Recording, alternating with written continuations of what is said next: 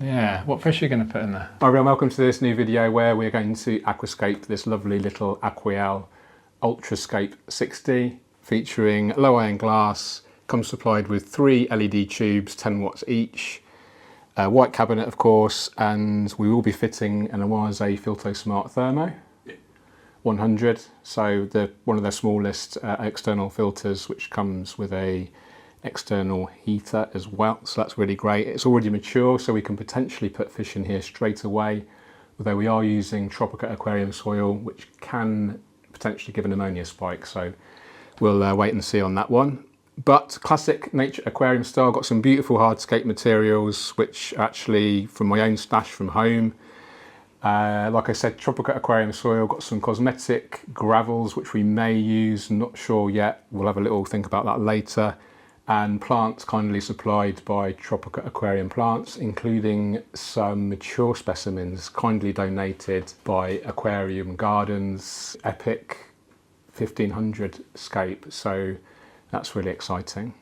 So a lovely step-by-step. It will actually go in Practical Fish Keeping magazine at some point. Alex Bell, the chap that I'm scaping for and with, is actually the new editor, so I thought while I'm in the area, my mum lives locally, why not come and do a lovely scape with Alex. So just a quick rundown of the tank. We've talked about the lighting. The actual tank itself measures 60 centimetres long, 35 centimetres tall, 30 centimetres front to back, 64 litres, around 17 US gallons. It's actually based on the classic size from ADA, the 60p, carefully designed ratio. The length versus the height is actually specifically designed to give you the best kind of visual balance. It isn't quite so deep as I would potentially like front to back, so it's no problem. I mean, it's a small tank anyway. We've got some really beautiful plants to use, like I said, from Tropica. I can't wait to get started. Let's go. First step will be putting the hardscape in. Got some beautiful wood. I would potentially put the soil in first, but because we're dealing with a limited size and we are dealing with some very high impact, large hardscape, better to put that in first. So got some beautiful wood here. It goes by the name of Millennium wood or Dragon wood. It does actually potentially cause some issues with water quality if you don't pre-soak it for many, many months and treat it, you know, basically make sure there's nothing that's going to harm your livestock. So this has been in a couple of scapes already. It's been in my garden for probably 3 or 4 years. I've given it a clean already, so I know it's safe, but do be careful if you're buying brand new Millennium wood or Dragon wood, it can potentially cause issues. So as you can see, it is very big, so we are quite limited on how we can fit it in the aquarium. So we'll just experiment with a few different positions. Alex is going to help by removing the light unit in a second, and I do actually have some smaller pieces as well. And yeah, just have some fun creating a high impact hardscape layout. Hardscaping is arguably the most important process for an aquascape. It's the backbone of the layout, as I like to call it, and then the plants kind of act as the flesh, if you like. So this is like the skeleton, and then the plants are like the flesh, and then the water's like the blood. That's a good analogy, isn't it? Perfect. Yeah. So Done this before. Alex, a few times. So yeah, we'll take the light off, and then we'll just have a play around and see what configuration looks best.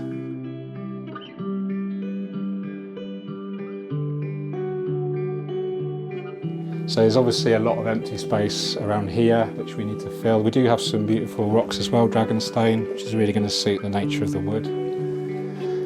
So let's add some choice pieces of smaller wood.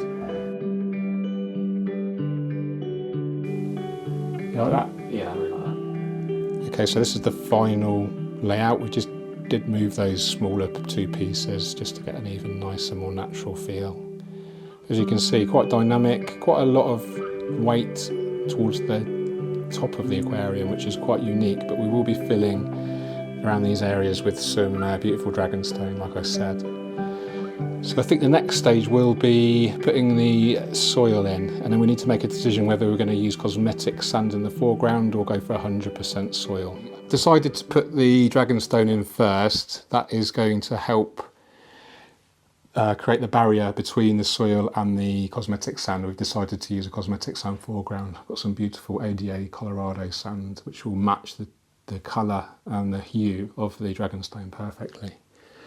So some choice pieces here from my garden, gave them a bit of a wash already. It does tend to cloud the water quite considerably. This is the biggest piece, so if we did decide to use this, I would put this in first, and this logically would fill potentially this big gap under the wood there. Now we could put some egg crate or some other cushioning against the glass. I'm a bit crazy and I just tend to put it straight on the glass. It's not my tank, so if it does break, sorry mate. Interesting with dragonstone, do wash it prior to using it. It's basically like a very hard condensed mud substance, and it tends to have like a looser mud kind of soily stuff embedded in between the holes.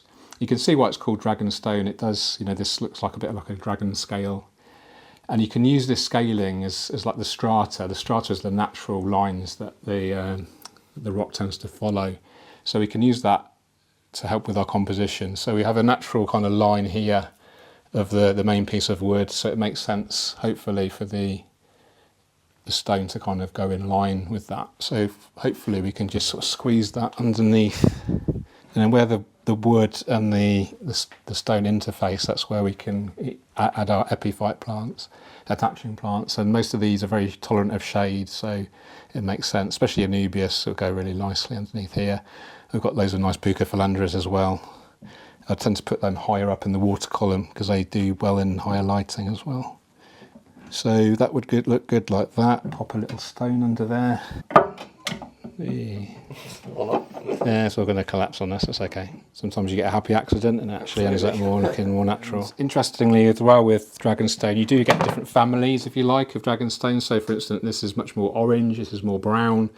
So consider that, you might not want to use very contrasting colours, or you might want to. So just have a little think about that. So this is quite, it's a bit more of an orangey hue, so let's go for this. This is a nice piece here. So what I've done there is the strata's going up in line with this piece of wood. The strata there is going in line with this piece of wood, so it's creating this natural kind of flow. So next job will be soil first, and then we use a paintbrush to get it all to the right position, and then we can slowly add the Colorado sand on. It's basically like an adult sand pit, isn't it? Like just making things look cool in a sand pit. So what I'm doing is I'm just pushing the soil down, and that's hopefully just going to work its way forward. Make my nails really dirty. And plants actually don't need much soil to grow, but the more you have, the more nutrients will be available, and actually you get more height at the back of the aquarium, which is tend to be what you want to get in terms of creating a sense of depth. Right, do you want to do your magic with the hoop? Have you got the the little jugs you get for ironing, filling up your iron? I do. That'll be better. So again, I sort of put it all really towards the front of the glass, and then we can brush it towards the back, as top tip. It's a lovely colour, isn't it? Yeah, it's really nice. I've not used one of the ADA sands before. Yeah, I mean, it is expensive, but it is better. It's just got lots of different sort of textures and slightly different colours in it. Always one for mixing substrates up. And then when we smash up the smaller pieces, we can really wedge it into any holes to stop it, hopefully. Yeah, one more, mate, because we've got a little gap down here. Sometimes your fingers are the best tool. It's just also nice to touch everything, I think, because we live in a sensory world. We've got 5 senses, and the more you use them, the more you're connecting with the world, in my opinion. Yeah. It's not just touch, but obviously vision, hearing, the sound of the sand. We're dealing with natural materials. It's just nice to connect with them. We spend so much time like behind a computer screen or on a chair. These things aren't natural. The human brain hasn't really evolved much in the last 100,000 years. So all these sort of new things that have come about in the last 50, our brain just isn't kind of used to them. Do you know what I mean? I can't sit at a desk. I literally can't sit. I found it difficult. First week of the new job, I was at a desk and I'd get up and I'd be aching and Yeah. it would be a bit stiff because my old job was up and moving about a lot more. Yeah. Oh, I've recently got a standing desk and it's Oh, been did a you? game changer. I actually get so much more work done now at my desk. And it is just that little thing of not having to sit down and stand up. You can just walk up to it, do your work and walk away, and then it's just so much more productive for me anyway. I always get a bit jealous when I do other people's tanks. So why don't I ever do that at home? Never looks like... A lot of your tanks stay the same for a long time, don't they? Yeah. Yeah, I like that though. Because that's a different joy. Yeah. It's the joy in the evolution and the gradual process. With there never really being a fixed end goal, you know? Yeah. So we'll smash up some dragon stone. It's a very easy stone to break up. All that coming off. Right, so now we're doing our detail work with the stones that we've just smashed up. So start off with the biggest pieces and work our way down. It really takes it from being a regular aquascape with kind of nice hardscape but nothing too fancy to something really really detailed and really natural looking. That's what we're trying to do, create something that you would not necessarily see in nature but definitely using lessons from nature. The concept of individual details on their own aren't really noticeable, but when you add them all together it really does make a considerable impact. You can see how all the strata sort of leading. Yeah.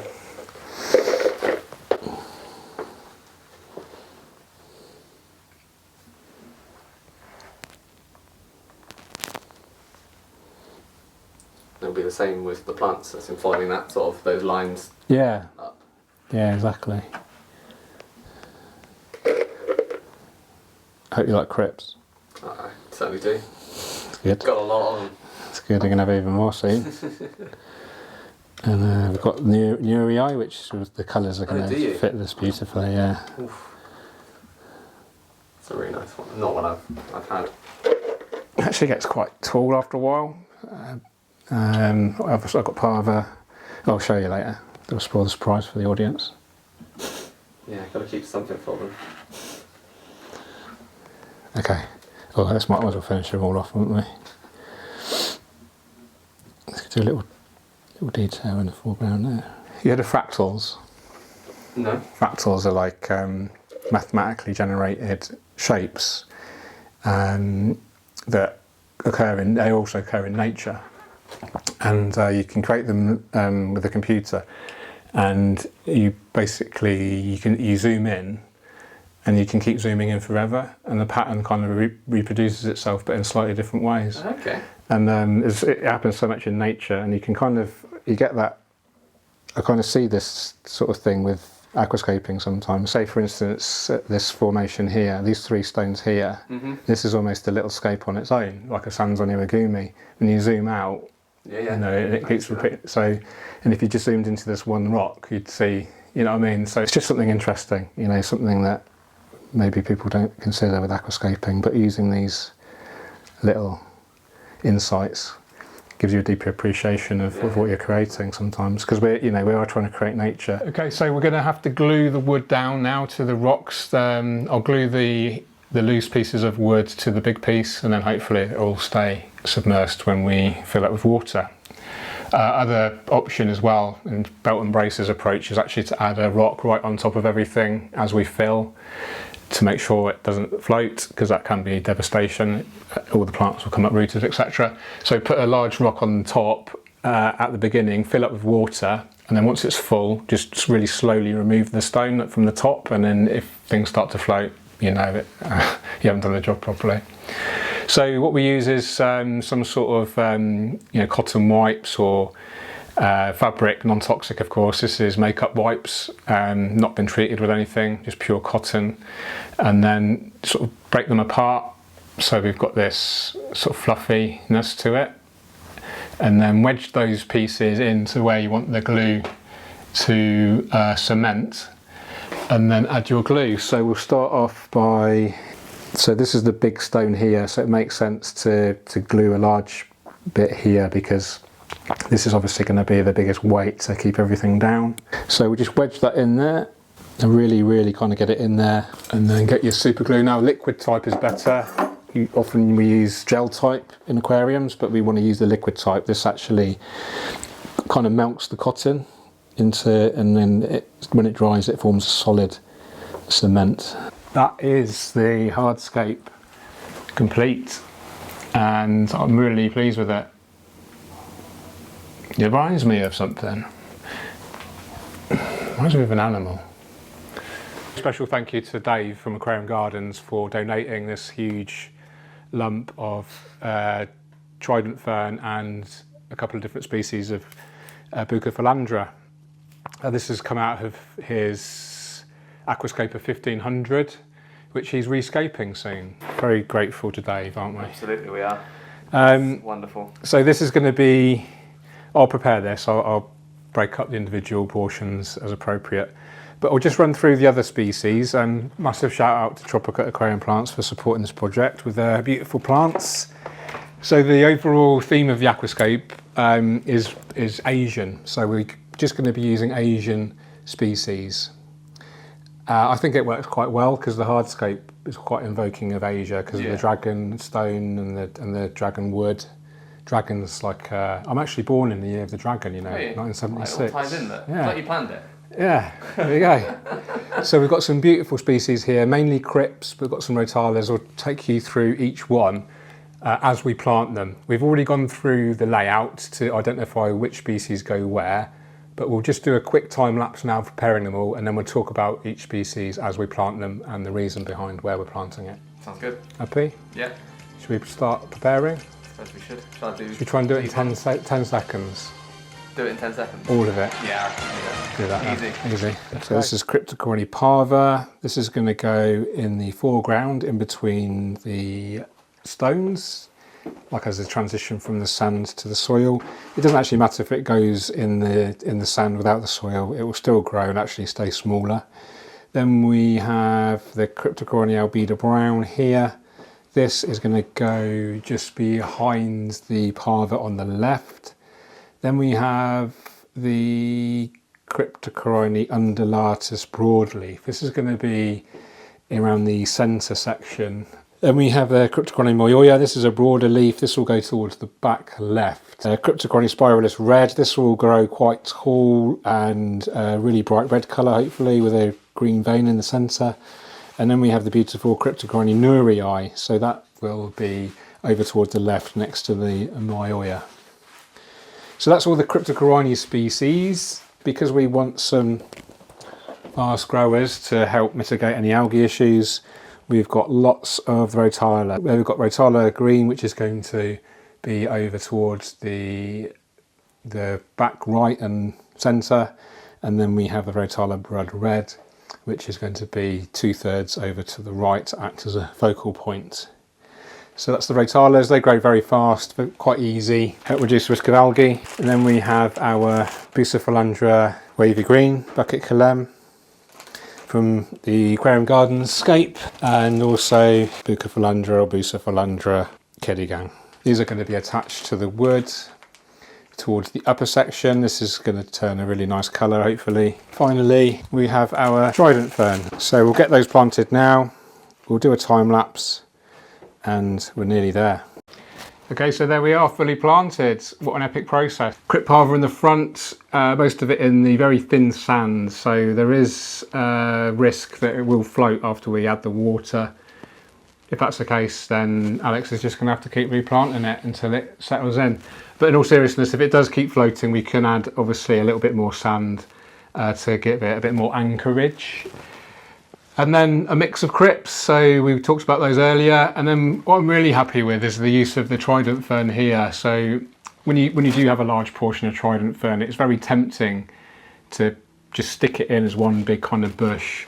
But I think in this case, less is more. We have the beautiful kind of wood structure to sort of show off, and we don't want to kind of smother that with too many plants. But we have planted very densely with the Bucephalandra kedigang and the wavy green bucket calem.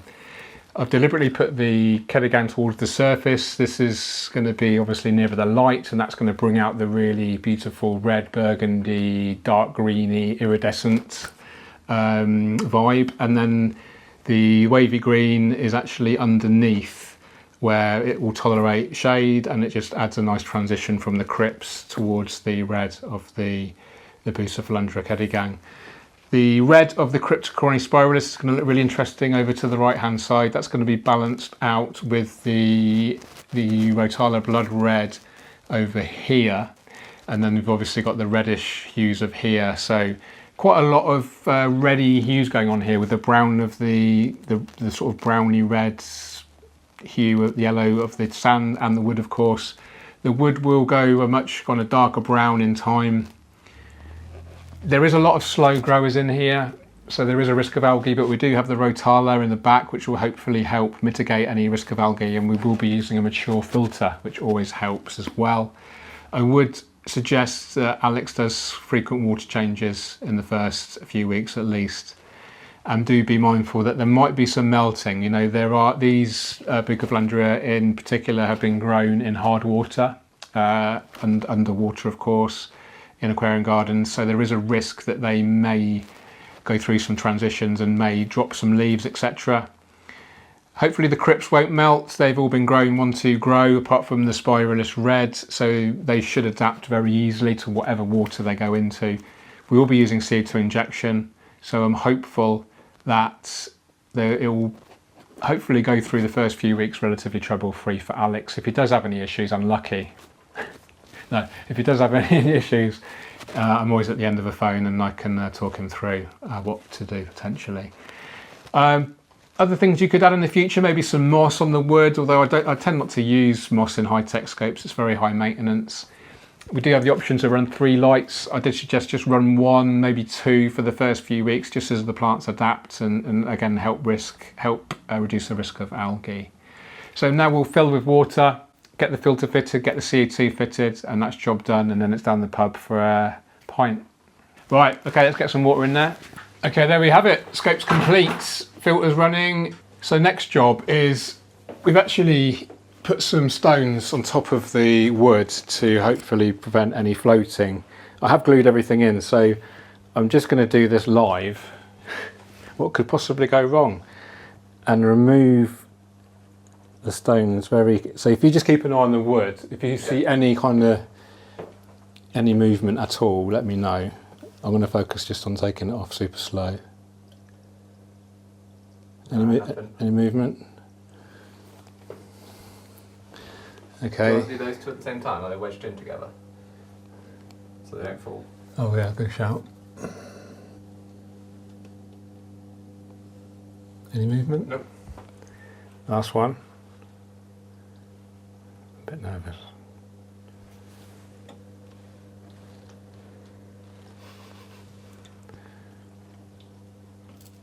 Solid. It as a rock. Yes. That's great.